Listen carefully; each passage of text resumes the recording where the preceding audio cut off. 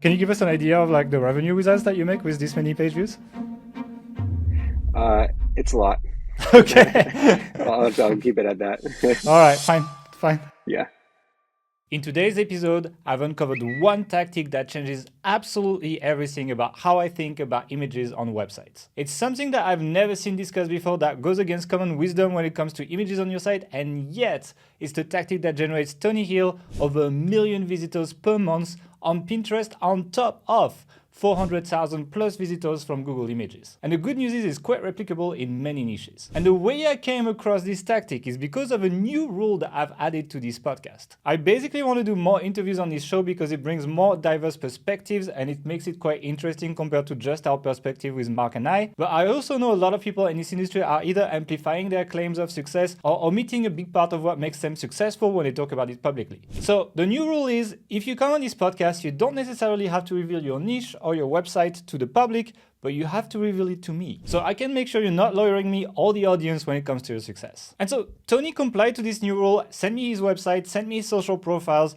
and everything he claimed was absolutely true. His traffic looks off the charts on Ahrefs, and his Pinterest profile shows tens of millions of views per month. But the way he creates his content and the way he sources his images particularly is a unique take in the industry. And I would not have uncovered it if I did not dig deep in his site. So we talk a lot about this in the interview and he was quite open about it, which was really interesting. But I also wanted you guys to be able to input in this interview, so I turned to social media, asked you what questions you wanted me to ask, and I got over 70 questions from you. I crammed as many as I could inside the interview. So if you want to know, for example, how many pins per day should you pin to get 1 million visitors per month, or how to organize your account and balls to maximize your reach, or how to build and structure a team of VAs to automate the entire process, or even how to get a do-follow link directly back to your site from Pinterest.com, all these questions are covered in the interview. If you want to submit your own questions for our next episodes, make sure you follow us on all our social networks because that's where we let you guys send your questions. Anyway, I'm not going to tease you anymore. Tony has been a fantastic guest to the podcast and I've really learned a lot about this new tactic that he shares. If you have any follow-up questions, drop it in the comments. I'll try to get him to go and answer them directly there. Also, if you'd like me to interview someone in particular in the podcast, drop their name in the comments so I can try to reach out to them and get them on so we can talk about what they do. Don't forget to like and subscribe. These deep dive interviews really take a long time to prepare and produce, so that would mean a lot to us. Anyway, enjoy the episode, let's get started. Hey everyone, welcome to the Atari Hacker Podcast. Today we have Tony Hill that I've basically baited into coming to this podcast with my intro of two podcasts ago actually, and Tony was kind enough to say yes to the invitation. So Tony, thank you for joining us. Yeah, my pleasure. I'm really happy to have you. Yeah. Do you want to introduce yourself quickly for those who have maybe not seen this intro and or don't follow you on social media? Yeah, for sure. So I've been running a niche site and several other niche sites since 2005. Got in when SEO was very easy, get sites ranking in Google, and have just been continuing to learn and gain traffic that way, as well as other traffic sources. So I've been doing that full time, yeah, since 2005. So it's been a fun ride, and yeah, I've got a business partner that helps me out with a lot of this and helping make decisions, and so that's kind of what led me here today and doing well with Pinterest. Okay. Yeah.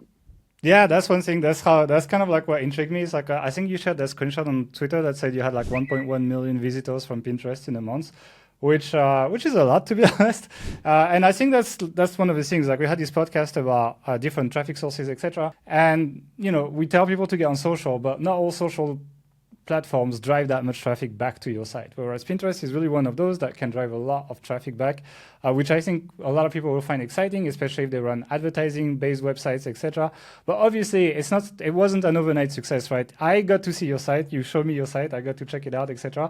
I like to verify as well that people's claims are real, because I think some people in the industry might not do that, and it's like, this is definitely real, this is definitely serious, etc. And I sat at the site, started in 2005 on Wayback Machine. Did you own that site the whole time? Did you start it and did you run it all the way here? And did it take that long? Yeah, for sure. I found that there was just a lot of search traffic for it. Just kind of stumbled upon it, just doing keyword research, trying to find a new niche opportunity. Okay. And so I've been running it ever since. That's a really long time actually for running a website. I think most people Yeah, just get like a couple years. yeah, We are definitely guilty of that. We yeah, do a few years and we just yeah, like sell out or do something else, etc. Good job on holding on to that. And obviously it's paying off right now. Like, can you give us an idea of like where your site is at today, like in terms of like traffic, revenue, etc.? Yeah, it's averaging a little over 4 million visits a month, over 8 million page views a month. And we're probably almost at our peak that we've been able to do since 2005. I think we did really well back in uh, 2015 to 17. I've gone through several Google algorithm updates that have sent the site crashing down and back up, and even with Pinterest too. If you saw the site on the Wayback Machine, you'll see that I mean it wasn't the best site in the world. I mean, there'd be no way it would do well with Pinterest or with Google. Um, we were writing all the content ourselves, and we're not writers. We don't really know. We didn't know the niche at that point, and so it was almost garbage, really. But these days, we've been able to adapt and grow and improve. Yeah, I think the site definitely looked like it was 2005 for the Yeah, first version from what I've seen. yeah, It's it like was pretty very, bad. very, like very different from today. So today, like you're very image focused, and we're going to talk about that in a minute. But like before, you had lots of text, very little images. It was a little bit in the corner and stuff. Now it feels a lot nicer, basically. Actually, talking about that, I just want to actually talk about your strategy, how the site works, what's the business model, what's the content business model. So basically, you're in a highly visual niche. You're in a niche that Mhm. relies a lot on images, and it does really well on Pinterest because you are in one of these niches that looks good on photos, etc. And it probably like what I would say is like looking at your traffic from Pinterest, etc. It's like you're probably on the higher end of what's possible on a platform. Like if someone has an Excel website, I don't think they can Yeah, ever match your 1 million visits per month or something. Like your niche matches the platform as well. And I think I wanted to be quite clear with people that it's not one to one for every niches, and Pinterest definitely has better niches than other, right? for sure. Yeah, I mean, I think there are a few primary categories that you can be in with Pinterest to do really well. Anywhere from like, beauty to fashion to home to DIY recipes. If you're in any of those niches, I think you're going to have the greatest chance of getting quite a bit of traffic to your site every month. I mean, I've had Yeah. people reach out to me, take a look at their Pinterest strategy and their site, and uh, figuring out, why aren't they getting 1 million visitors a month? And I'm just looking at them like, yeah, this is not going to resonate with the It's primary not the niche, audience. yeah. Yeah, so that's a caveat there. I think people need to pay attention to. Yeah, it's like I think it can be great if it works for your niche, but not every niche is gonna work on Pinterest. And it's like no matter how great you are, you won't reach like a crazy amount of traffic. So it's like think about beauty, fashion, DIY stuff like that is probably what's gonna work the best. I would say these three niches are the most popular, and then sub niches of that, right? So it's like clothes and makeup and things Hmm. like that. Like that's gonna all do well basically. But what I wanted to talk about your site specifically because I feel like your site is now very well optimized for Pinterest in the way you do it. So like the people don't really come to your site for the written content. They come here to see the images that are on your site. Basically, the way a blog post looks like is there is a headline, there is a featured image, which I thought was very smart because when you click on the featured image, it scrolls you down to that essentially carousel section that you have that allows people to see the main content, which is the images, right? You display them as carousel. Yep. It's kind of like one half of the page has the carousel, the other side has an ad basically, and it just shows it like this so that you can have high ad impressions Yep. and people scroll through that carousel. There is like a certain number of items. They go through this, and each carousel item has like a little bit of a description. And sometimes you have kind of like SEO content, but you actually show a little bit on it above it, and then you have a read more button that expands the rest down so that people get as fast as possible to the images because that's probably your highest revenue from ads. That's how it works, right? I understood it more or less correctly. Yeah, that's right. You got it.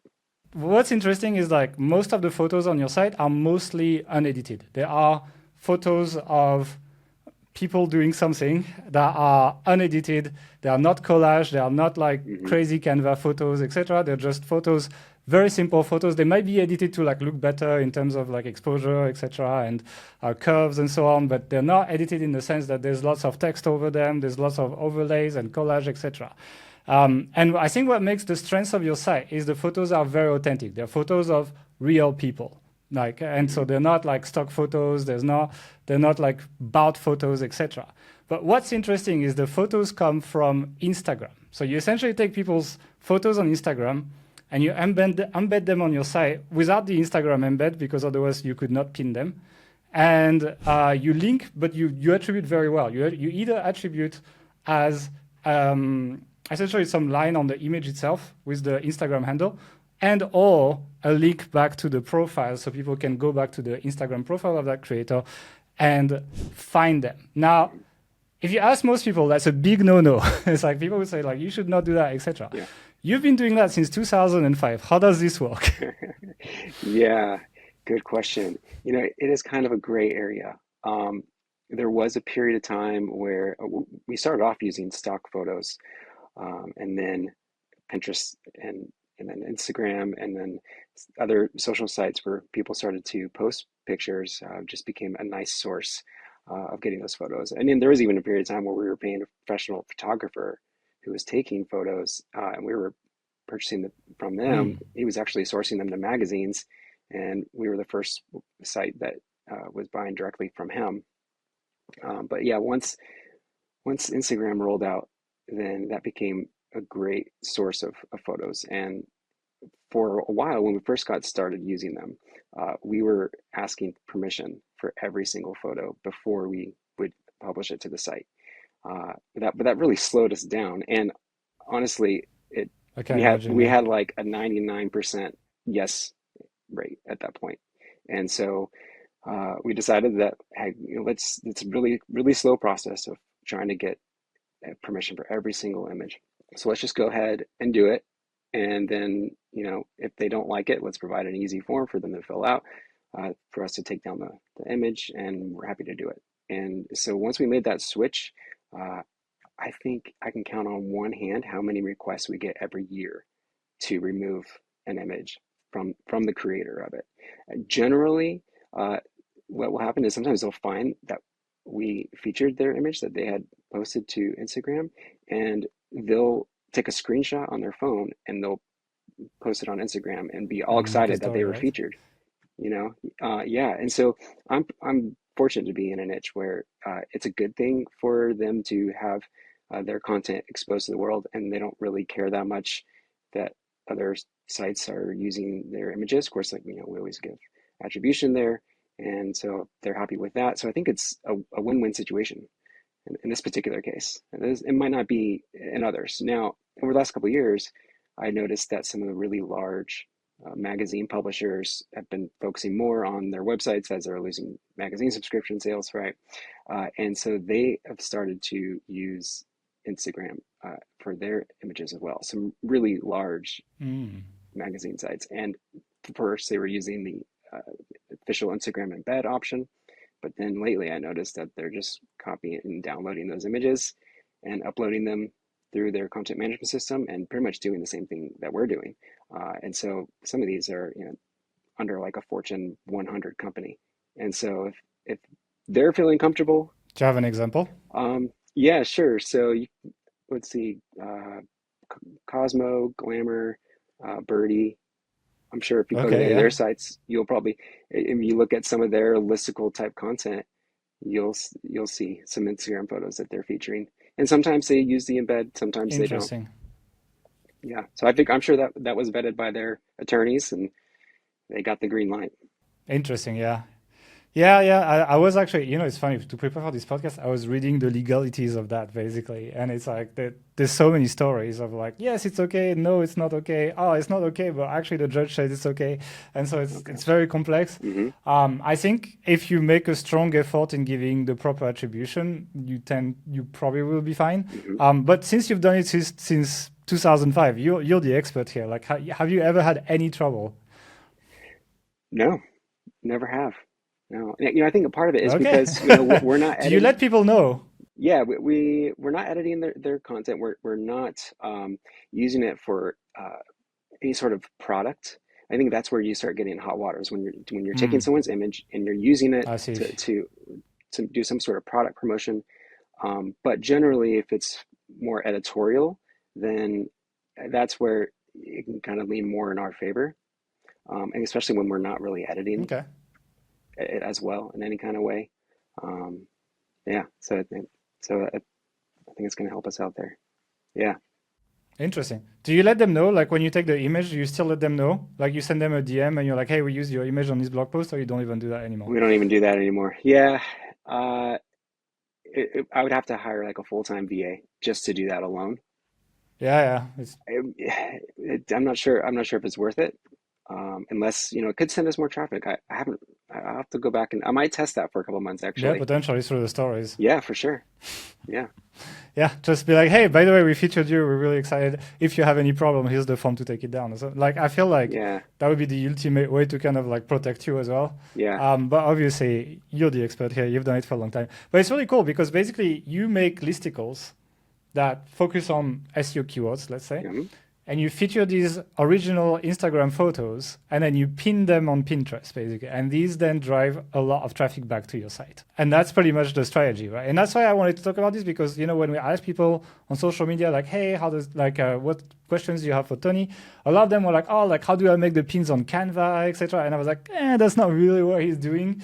He's actually just like featuring creators rather. But I want to emphasize again to the audience, you do a very big effort into making it very easy to find who is the creator and what their Instagram profile is. For every single photo, there is a very well attributed link under the photo back to the creator. And I think that's how they're not pissed off for you using their content, to be honest. If people were doing such a good job at attribution, would you advise that they actually use images from Instagram and social media on their sites? I'd advise that they talk to their attorney first before doing so, but it's Okay, yeah, it's that's a good worked point. out well for me. Yeah. Okay, cool. So one thing as well that I wanted to ask, because obviously we just talked about that, but another kind of like contributor to the factor of the growth, when we used to do Pinterest, which was a long time ago, to be honest, we used to have a training in Authority Hacker Pro, but it felt so outdated that I removed it actually. So it's like, it's not there anymore. At some point, we need to kind of get more back into it or partner with someone to actually make a renewed training. But the thing is, one thing that happened is a lot of people would discover our images on Pinterest and then feature them in their own listicles quite often, and then link back to us, basically, even though sometimes we borrow images from other people. So essentially, you kind of get that benefit of getting the link as if you were the origin of the image, even though you're not. Would you say that has happened to your site, and would you say that has contributed to the growth of authority of your site? Yeah, if I were to bet on that, I would for sure think that has a huge impact on it. We do see that there are some images that get pinned directly from Instagram from the original creator, but Instagram doesn't make it that easy to do that, as last I checked. But uh, yeah, so there's a good mix of that along with our site, and then we've got several other big competitors too that pretty much do the same thing. But I think that's the genius thing. Basically, you kind of like feature these creators, and you kind of earn the page because you have the web page, and linking to an Instagram profile is complicated. There's like all these pop-ups when you try to go on the web, etc. It's Yeah, not nice, basically. Like they haven't yeah. made a good Instagram interface, and so you're kind of like this middle guy that the Hmm. creators are happy because they get featured, Hmm. but you also get to reap the rewards from an SEO point of view, and then you make your pages in a smart way. You optimize them for SEO, so you get lots of SEO traffic as well. And bam, you have 8 million visitors per month. Well, it took a long time, but Yeah, it's like I want to tell people it doesn't yeah. come overnight. But I think it's a really like I wanted to highlight this strategy first because I think it's you're a good middle guy here that can also get a lot of spotlight to these creators as well in a way because you get all the SEO traffic and people who like their work can actually go check them out. So I think it works well. Do you also get some side benefits, like for example, traffic from Google Images from this? Like, do you get lots of Google Images traffic? Yeah, it's not quite as good as Pinterest, but yeah, probably anywhere between 10,000 to 15,000 a day from Google Images. So Okay. not too bad. But Yeah. yeah, same exact images. They get indexed pretty quickly. I make sure to include those in our sitemap for each article, and that helps. And we try to preserve the URLs, so we need to update these images every once in a while. Sometimes they just get outdated, right? And so we'll update them. We'll keep the URL the same. Google Image Search will just swap them out, Hmm. uh, and we're still getting. And usually it will perform even better because it's a more attractive image, right? And so I think that's a big part of Pinterest as Yeah, well. there's more clicks for it. Yeah, we're just not grabbing any random image within our niche from Instagram and putting it on Pinterest. Like we're looking for some of the best. And so we're curating, we're helping contribute to the Pinterest platform because we see ourselves as curators for that platform and bringing in good content for Pinterest and their users. And so I think that's one of the reasons why they're rewarding us for it. Yeah, yeah, fair enough. You're basically like moving content from one platform to the other, and you're curating around certain topics, and you optimize them. So we'll talk very specifically about all your Pinterest tactics in a second. But I want to just go to monetization a little bit to finish on the strategy section. I mean, I've seen ads on your site. Do you monetize in any other way? No, at this point, it's just ads. I've tried some various ways of monetize through um, like software, through PDFs, that kind of stuff. Uh, but it just didn't perform as well as ads. People were really there to, look at the content.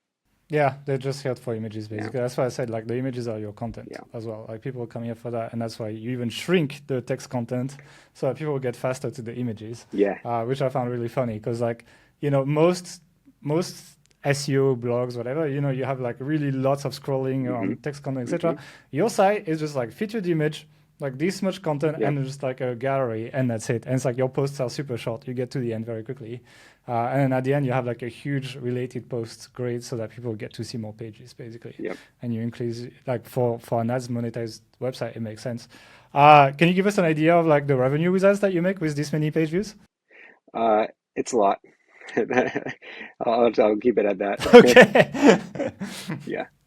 All right, fine, fine. It's like I wanted to actually jump next onto the Pinterest strategy actually, and you kind of like teased me on like, hey, we pick our images in a very specific way, we're very particular, etc. So how do you do that? Yeah. So it's finding people who could have a good eye for finding great images, and also understanding our audience and learning, what performs well in Pinterest and what doesn't. Just understanding the style of the image. Like there's just a lot of nuance to it, and so we're just looking at what's working and doing more of that. Um, and so looking at things like demographic, for example. Uh, there might be, for some sites and especially ours, like there's a specific demographic that works really well. And so we try to double down on that. Yeah, so it's like you see, for example, are like women between 25 and 35 are like the interacting the most with your pins. So you pick the same kind of people on the photos so they can identify something like this, right? Yeah, you got it. Yep. Or if there's particular like design or style that's person likes, so uh, or that they're just mainly interested in, right? So for example, if someone's interested in uh, you home design, and but they're really more interested in like designing their living room, and they don't want to see pictures of a home office or a bedroom, right? And right now they're just focused on, I want to redesign my home and living room. So we're gonna really focus in on that particular one, especially if we're seeing more clicks, right? Right, we see more clicks coming from people who are looking at design of a living room versus say a bathroom. We're gonna pin more of designs about a living room. Okay, I think that makes sense. So you basically see what works best and you just Hmm. do more of it. Yeah, Is that how you set your editorial schedule as well? Because I guess you set whatever post you're gonna work on. You yeah, look at what's working. Like how much does Pinterest influence that compared to SEO, etc. yeah. So Pinterest does influence it a bit, um, as well as Google Discover. And so there's a particular audience for us Hmm. that we find that kind of older demographic that works well with Pinterest and Discover. And so we make sure to get content out, like brand new content out at least once a week, targeting that demographic, and then keeping our existing content constantly updated. Mm, okay. How often do you update the content? Oh man, all day, almost every day, mainly Monday through Friday. Um, Okay. but Okay. yeah, we update You probably. just had to pause for this podcast, but you're going back at it. Yeah, that's right. Fortunately, I got a great team of VAs. I hired a lot of people from the Philippines, and they're great. I Okay. love working with them. Cool. We'll talk about them in a second. But I wanted to get an idea of like how much do you pin on Pinterest? Like, what's the volume like?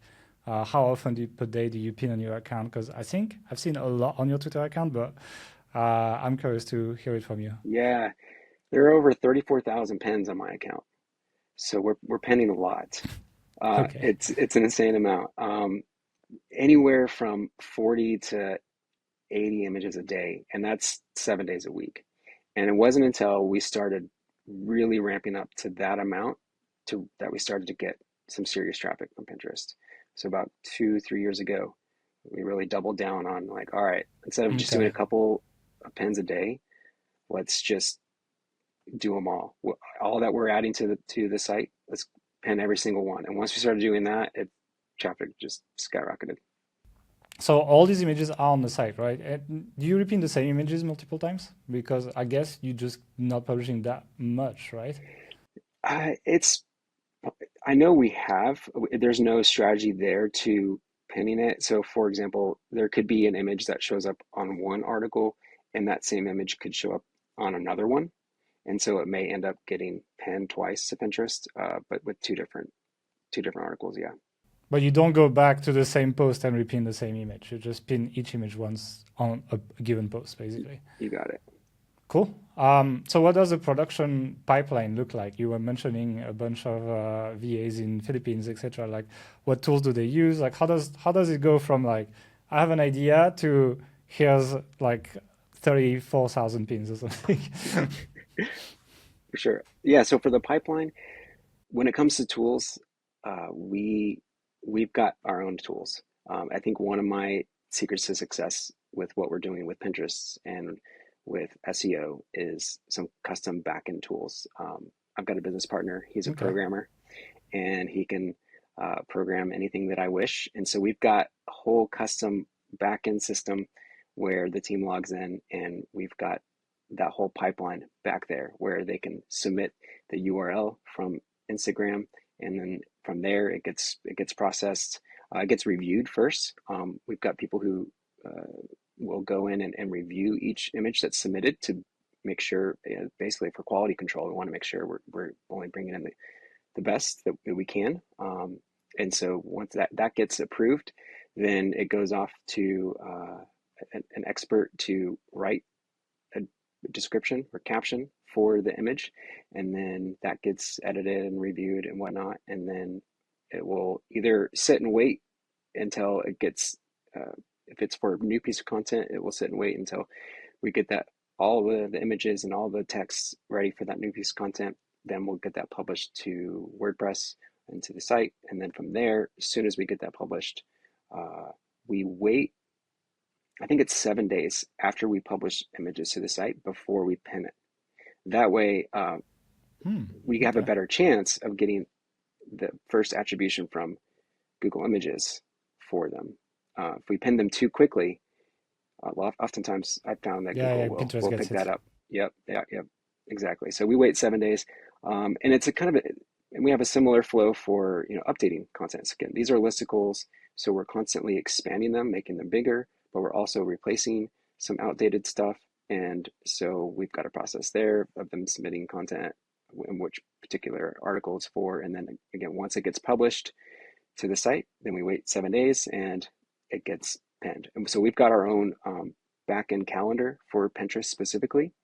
And so every image shows up on this calendar and on the day and time slot for it to be pinned. And then we use the ChatGPT API essentially to have it write, the description for Pinterest as well as the title for it and the image Interesting. alt. Yep. And so my VA just has to click the button to generate that and it does it, and then she just copies it all into the built-in scheduler with Pinterest. How does it prompt the description? Like, do you use the multimodal thing where you upload the image, or do you do it another way?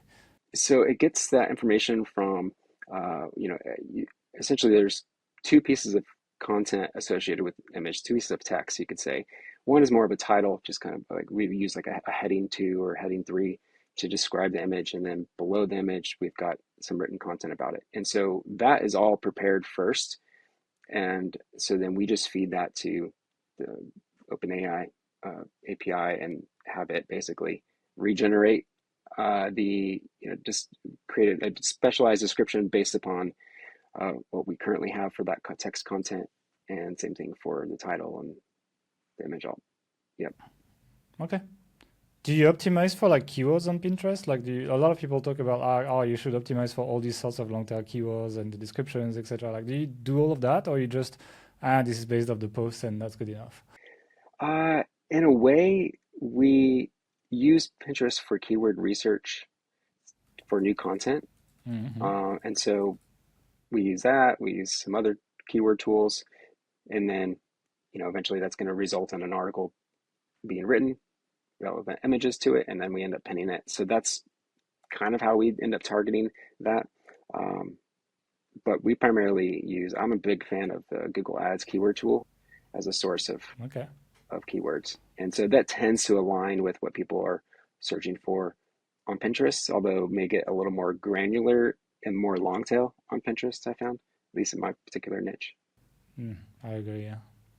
Yeah, I mean the Google Ad tool is very broad. Like they just like their goal is to make you spend a bunch of money. So they just I run AdWords on the side as well. So Okay. I can Yeah. I can see why you get that. When it comes to boards, so like for those who don't know, Pinterest has boards, right? So on your profile you can make boards, and then inside each board is basically a folder for pins, right? How do you organize this?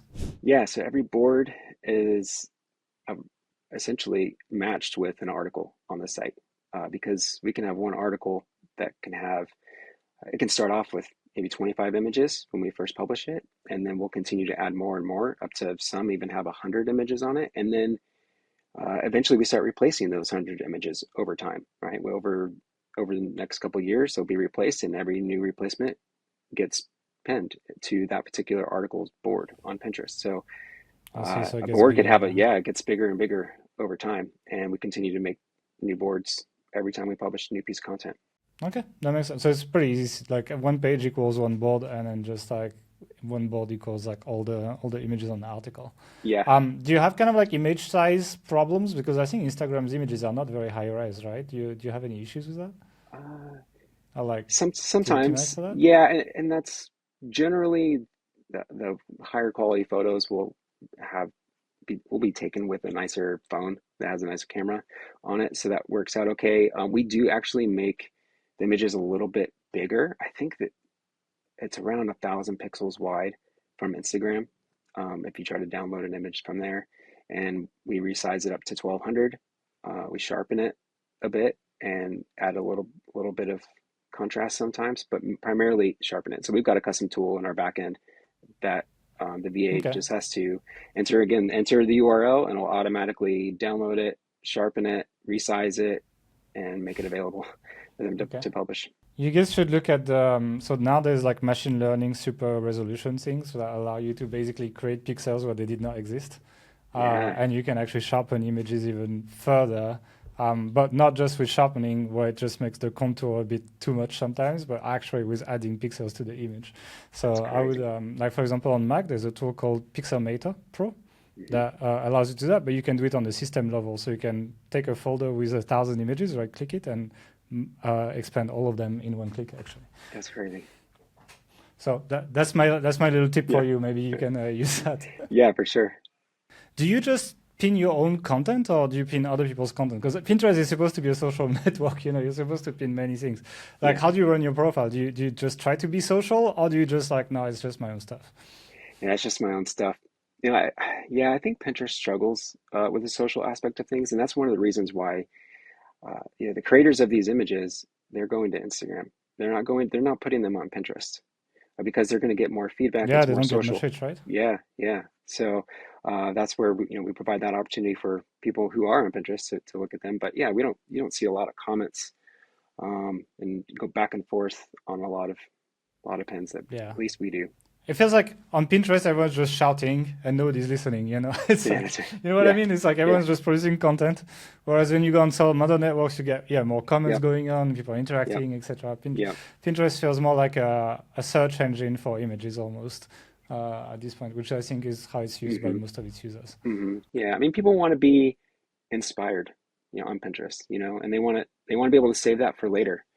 Um, and that's where I think you got to just figure out how can you might have to change your strategy for your site in order to work with Pinterest. I was doing some consulting with a site that uh, it's in a gaming niche, right? They provide information about Okay. different games, and they were just pinning images of like here's how to play this particular game, and it was just like maybe a picture of the Is it logo of Retro the game. Dodo?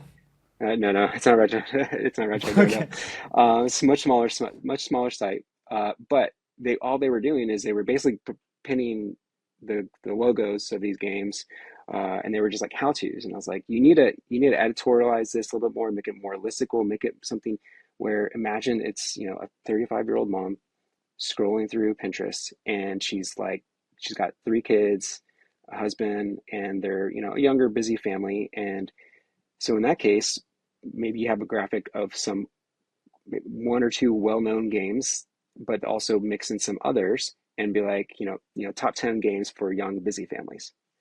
And that might appeal more to not only the primary Pinterest demographic, but also that there's a little bit of you catch their attention with familiarity, right? There's a game logo they might That they know, recognize, yeah. but then the other ones that they don't, and they then resonate with, well, they're a young busy family, and um, they're looking for ideas maybe for the weekend of some games that they can do, and so that's where they'll go check it out. They might pin it, save it to a board of ideas. Okay. Yeah, makes sense. Uh, do you use video pins? Because I know video is bigger in Pinterest now. It's like I haven't used it so much since video, to be frank, so I Yeah. can't tell you for sure. But like I know that people, I think Kevin from Epic Gardening is doing really well with posting his videos on Pinterest, for example. So have you dabbled into that? Because essentially you could do that with Reels, no? Yeah, we've tested it a few times, and didn't really send a lot of clicks there. Actually, I think when we tested it, Okay, you couldn't put your website URL in at the time. So I think we were just testing it to see what it would do for engagement. Maybe if it increased engagement I see. overall on our account, then it might influence our images showing up on people's feeds. Yeah, I see. Yeah, you just basically, it's kind of like on Twitter. You do like some funny image and get a lot of engagement, and your next tweet with a link might actually get some clicks Yeah, finally. yeah. But at the So end of the day, it though, works a bit like that.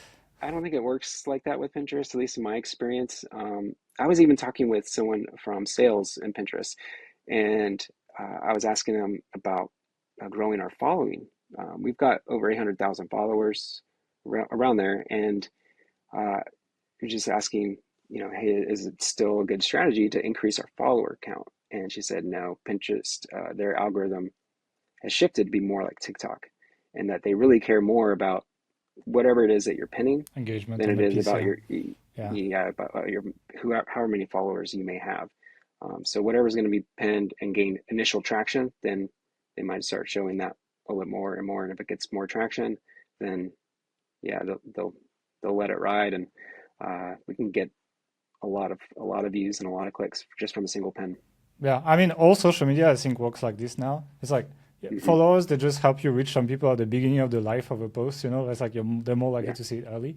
But if you do well within your following audience, then they will just run it as long as they can, as long as the audience yeah, stats remain the same. Same with YouTube, yeah, same yeah. with Twitter, same with like I'm same. Like I've had tweets that got like I don't know hundreds of thousands of views, and I don't have that big of a following.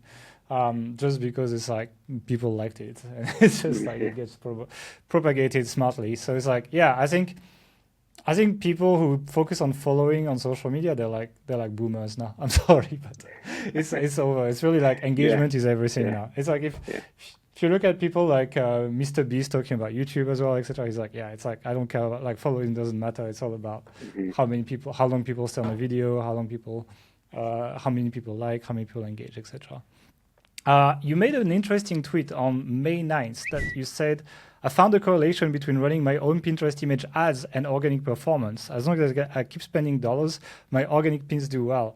I know it sounds a little bit like conspiracy theory, but that's just my experience. It's not worth turning any ads off at this point. Do you still believe that? Do you still run ads? I do. I'm afraid to turn them off Okay. for sure. Um, yeah. It was a weird thing because that all transpired from my site actually being blocked by Pinterest. This has happened a couple times over the Okay. years where they uh, essentially you would click on visit site from the Pinterest app, and it would block it and say, this site is is like Okay. not allowed or whatever. And so you would just have to go back to Pinterest. And, and so we got flagged um, algorithmically with to have some sort of spam detection algorithms, and sometimes that they have some false positives there. And so I was able to reach out to Pinterest support, and we got that reinstated. So that was one particular case, and I think the most recent one that I recall is that we there was no issue that Pinterest could find on their end about why traffic dropped significantly. So it wasn't that we were banned. You could still visit our site from the app, but we just weren't getting all that exposure anymore. And so I reached out to support. I reached out to my sales account manager with Pinterest, and they're like, "Yeah, everything looks fine." But then once I started, at that point, when I was reaching out to sales account manager, I was just starting conversations about doing ads. But it was like once I started turning those ads on and running them, like within 24, 48 hours, all of a sudden, all my organic traffic came back. I'm like, okay, kind Okay. of a weird coincidence. So I'm just gonna keep those ads running. It's like $30 a month. Um, it's a Okay, yeah, drop in the that's bucket. nothing. Yeah. Yeah, it's nothing. Yeah, Yeah. Okay, I can see how like you go from like being a user to a customer for them, so you can have like a different category of account in a way, yeah. and also you have access to support like they actually answer to you. The only company that does not do that is Meta. Like I still have a personal account banned from Meta as despite the fact that I've dropped multiple six figures to them in the That's last ridiculous. Seems crazy. like not recently. Yeah, It's like our company drops like so much money with them, but like I personally I'm banned. I cannot use I have to pay someone to do the clicks for me basically. oh wow. But Pinterest, I think they have a lot less advertising revenue, so I think they'll be a lot more considerate with people who actually give them money. Which, Yeah. yeah, I think I agree. And I think can you use the ads to kind of like initially boost some pins and kind of like let them coast organically after? Yeah, I primarily use them for testing to see, Mm, what formats. Because sometimes we'll test out, putting text overlays on them, and maybe the style of that headline that we use, whether like the actual text, what kind of text are we going to use, versus also the visually which style we're going to use, and to see what works. And based upon different demographics, what may work for one demographic may not work for another. Um, but I haven't tested it just purely from like boosting, almost not okay. like on Facebook. You can boost a post, and You don't need that might it. help get good traction. But yeah, at the end of the day, I don't need it unless I can get 2 million visitors a month. If I can start, Well, it boosting depends how some much it's for gonna cost you with ads. yeah, right, With ads, yeah, it's gonna cost you a yeah, bunch, right? I think for the testing, it's smart. I think if you want to test a format that maybe your audience is not used to, like you can kind of like force the reach initially and yeah. see the engagement stats and compare to your organics, and then decide that basically. Like I used to do that for optimize. I can't remember. Like I used to test my title tags with ads. So I Hmm. used to do Facebook ads to promote blog posts, and then test my title tags to see which ones had the highest click rate, and then I would use the title tag of the winning ad basically. So that would be one thing I would use ads for. Can you tell me a little bit about the 10 best ideas and inspiration pages? How does it work, and how can I get a do following from Pinterest from there? Yeah, and that was a new discovery. I found that someone had mentioned it.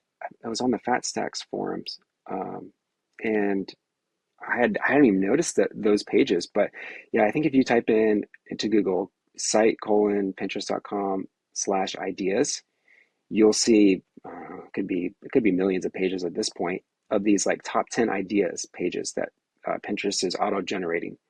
And I started tracking some Mm, and to see how often they would rotate and change out these images. And it's a couple times a week, at least for the ones that I'm tracking, they'll change them out. But these idea pages, for some reason, they've got do follow backlinks.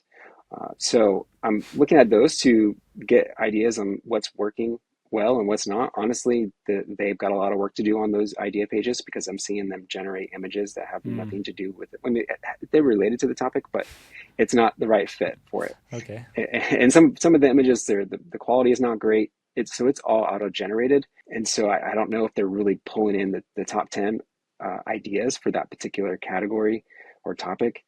I don't know where they're getting their data from to include them, but I've got a lot. I've got hundreds of backlinks from it. But again, they rotate out, and so I'll lose that backlink Yeah, I was gonna say they eventually. rotate, so you kind of lose them. Yeah. But do you know about ghosting of backlinks? How like, if you get a link and then you remove it, the power of the link kind of Yep. stays on most of Yep. the time. So if Yeah, as I've long heard as of the that. page gets scrolled, you almost need to like find when the link is featured on the page and get Google to crawl it, like start tweeting it or something like this. Right. Start like kind of like giving hints to Google to That's a good go and idea. crawl the Yeah. page right now. And I Yeah. mean, I'm not sure how much it's gonna help, but definitely there's an effect. Like if you remove some links, you still feel the power of them for a long time actually. So it might help actually. Hmm. Okay. I wanted to jump to a new section for people who like are excited about all the traffic you're getting, and they're like, "Okay, I'm starting Pinterest tomorrow. Let's do this." The problem is they did not start 15 years ago. When did you start Pinterest? Actually, like you didn't tell me. Like what year? Do you know, more or less? What year? I wrote down in my notes. It's 11 years ago. Yeah, 11 years ago. So not since 2005. But back then it looked very different. Um, we were doing a lot of like long form, like very visual, like infographic style images on Pinterest. And that's what was working back then. It might work now for some particular topics, but not for ours. And so we were doing some of that. We gained some initial, I think that's where we gained a lot of our initial traction.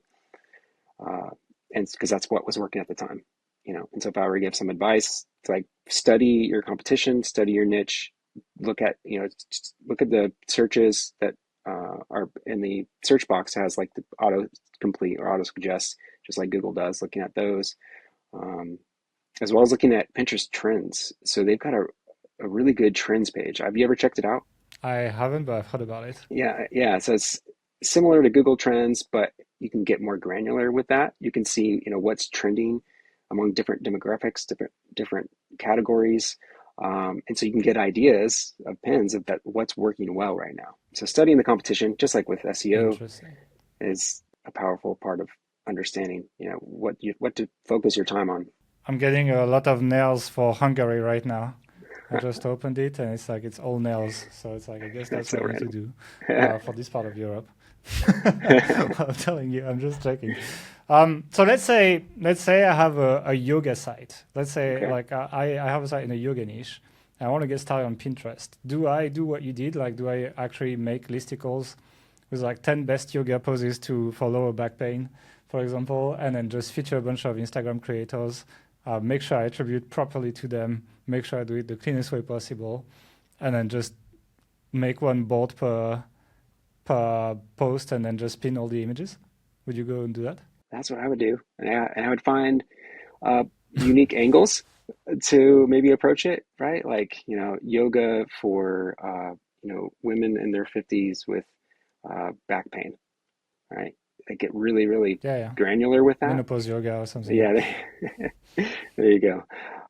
As well as having, great, great images, right? I mean, that's going to be it. And then testing, right? Testing whether or not it works to put maybe some sort of headline, uh, and overlay that on the image, put it maybe below the image, but still part of the image. So the top half is a picture of someone doing a yoga pose, and the bottom half is maybe the headline or something, and testing the different colors.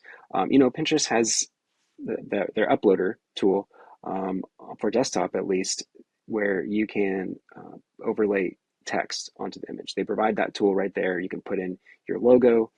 Um, and my thought process was that if Pinterest thought it was worth spending time on their development team to put in a tool to overlay text on your content on your pins, then they might find that important for you to do for because it's in Pinterest's best interest to have people pen and go to sites from their platform. And so if they're taking the time out to program that in, I would pay attention to it. And would you say that you can use your Pinterest traffic to grow other socials? Maybe like, could I launch a YouTube channel of my Pinterest profile? How would I do that? How do I go from like having 1 million Pinterest visitors to growing my YouTube channel to Yeah. 100,000 subscribers? How would you do that? Yeah, how do you leverage that? Man, I have no idea if I'm not on YouTube at all. Um, Do you get the idea though? Like, how do you get people somewhere else, basically? y yeah, right, right. And so, I mean, obviously having an email newsletter and capturing, people's information that way so you can continue that relationship and promoting your Yeah, YouTube channel, probably is the right? best. So I think it's just more leveraging one platform uh, for another, just capturing that audience, if I had to guess. And the other thing I'll point out is that I get a lot of search traffic as well, and I think a big part of my Pinterest traffic is connected to that search traffic. So the one way I figured that out really quickly is we've got the little pin it button on every image on the site. It's like in the top corner, and Yep, top um, right, right? it's common for sites to only have that little pin it button show up on the image when you hover over it. But I found just displaying it at all times helps. And so there was Mm. one time where we accidentally removed our custom code that shows that pin it button on top of the image, and we removed it for like a week and didn't notice. But then our Pinterest traffic like dropped by half. And so even though we still had the Oof, Pinterest okay. tags on there, like they give you special code for their own tracking and whatnot, we still Yeah, had yeah. that on there, but it was our own code where we removed that button. So I know that that's also helping drive our So traffic, is that people Google coming to it. lifts off Pinterest, pretty.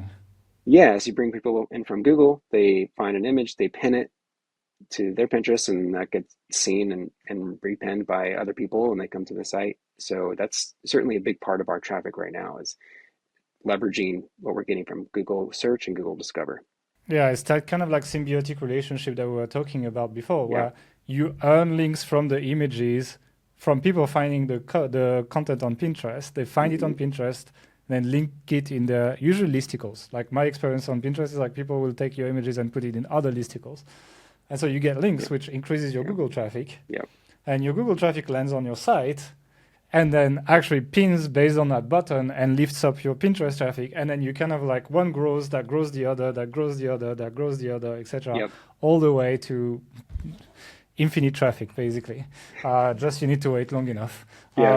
Um, Right. but yeah, do you capture emails? Do you do any of that? I haven't seen that, right? We did for several years, and that was when there weren't a lot of email service options. We were using MailChimp at the time, and we had maybe 500,000 people on the email list, sending a decent amount of traffic, but we were losing money on it. Our bill with MailChimp was like over 2 grand a month. And so I think we were either breaking even or losing money. And so actually I was losing money because I had to pay people to do the email. And so we just shut that down. It But hurts me to hear that, you know. yeah, I know. But now there's like so many other To have a solutions and cheaper solutions. half a I million know. people, Yeah, and you just could make turned so it much off one money. day. First of all, sponsored emails, you could make a lot of money. Yeah, that wasn't around back then. You should your own products, honestly. Like look at Kevin, how he's killing it on Epic Gardening. It's like I think Yeah. your niche has opportunities to have your own product. It's definitely something different from what you're doing today, Hmm. but I'm pretty sure you'd make good money from an email list if you just put an exit intent pop-up. So it's like you don't want it Hmm. on page load because it would affect your RPM, and so Hmm. you probably don't want that. But you just put it on exit intent so Hmm. that people have seen all the ads they wanted to see, etc. They're about to leave the site. There's a pop-up. You capture the email. Still get a decent opt-in rate without affecting your ads. And then, yeah, it's like, first of all, you can sell sponsorship when you email your new blog posts. Yep. Probably that will pay for your email rates like right away. Like you probably make a profit on that already. Um, and it's very easy to generate. And then the second thing is like, yeah, you can launch physical products with the niche you're in. And you would probably do quite well. And and Pinterest is a great sales engine as well. So you could expand your ads there as well. So it's like, Yeah. in my opinion, you could probably I mean, you didn't tell me how much you make, but you could probably 3 to 5x what you make, figuring that out. Yeah. So that would be, yeah, you remember when we prepared the podcast, you told me like, oh, give me your feedback. That's my Yeah. feedback. All right. I think That's good. you can Yeah. make so much with that actually, because you won't affect your ad rates because it's on the exit intent. Hmm. And at the same time, you're opening up something new, and the promotion will not be on your page necessarily. It can just be by email to start with. And once you've proven the business, then you can start introducing CTAs on your page because you know it makes sense to replace so much with that. Yeah. So that is definitely what I would be looking at. But is there any question about Pinterest? I did not ask you before we go on to nerding out about your monetization, and that I should have asked. Yeah. Good question. Have you dabbled in AI for images? Okay. Uh, yeah. So that's Yeah, something you mentioned that a little bit on Twitter. I did. Yeah. So using Midjourney to generate some of these, which is controversial as well, right? Because all these images are trained. They're trained on what's found on probably my site, Pinterest, Instagram, from these original creators. And I've been impressed with some of these images that it's generating, and some of them have done really well with Pinterest. They do really well with Facebook for some reason. And I can spot these AI generated images, but the average person might not, at least People with like with them, my yeah. demographic, unless you're in tech. You might not be able to, with a lot of these images, as they're getting better and better, be able to distinguish between what's real and what's AI generated. So I've been dabbling in that, and it's been sending some decent traffic. Just trying to figure out, is that the right approach? Because again, thinking about the creators who are providing our images, we want to get back to them, right? We want to spotlight them, promote them in their channels. And if we're just using AI images that are based upon their work, um, it's not really costing us that much to use their images anyways, right? We're not paying them. It's costing me to pay VAs to gather those images and get them added to the site. It's So almost more work to create them on Midjourney, yeah, right?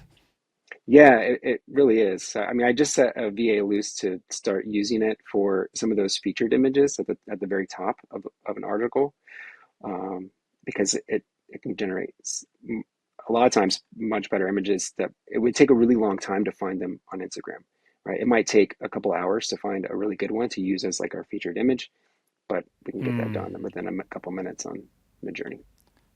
I know what question I didn't ask. I realize now. It's like, how many VAs do you have? How big is your team, and how is it structured? Yeah, I think we're up to 13 people on the team. Majority of them are in the Philippines, and so as long as they're given really clear instructions, step by step, uh, they're they're great at being able to follow everything. And so I've got one VA dedicated to Pinterest. That's all they're doing is they're just generating using the AI to generate the descriptions and whatnot, and then downloading the images, uploading them to Pinterest, filling all that information out and pinning and getting it scheduled. Every 30 minutes at this point, a, a new pin gets added to our Pinterest account.